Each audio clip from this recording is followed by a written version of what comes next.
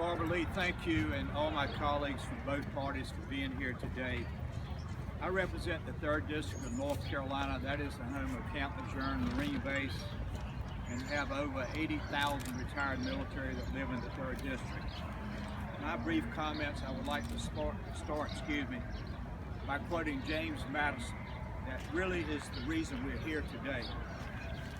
The power to declare war, including the power of judging the causes of war, is fully and exclusively vested in the legislature.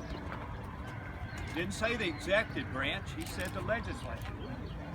Those of us standing here today in a bipartisan way sent over 5 letters to John Boehner after Mr. Obama, which Barbara Lee just mentioned. In 2015, he sent a AUMF over to the Congress. Mr. Boehner did absolutely nothing with it. I also have joined my colleagues in sending 2 letters to Speaker Paul Ryan, asking him to please allow us to meet our constitutional responsibility. As Madison said, it is our responsibility, the legislative branch, not the executive branch. I hope and pray that we will be successful. It is not right and it's not fair to our men and women in uniform who are going overseas to the Middle East not to have the Congress to meet its constitutional responsibility.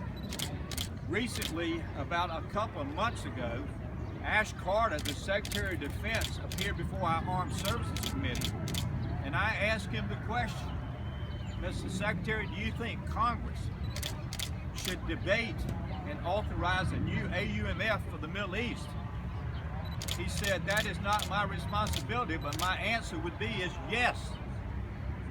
So it is not fair or right for our men and women in uniform to have the Congress sitting on the sidelines when those of us in both parties want to meet our constitutional responsibility.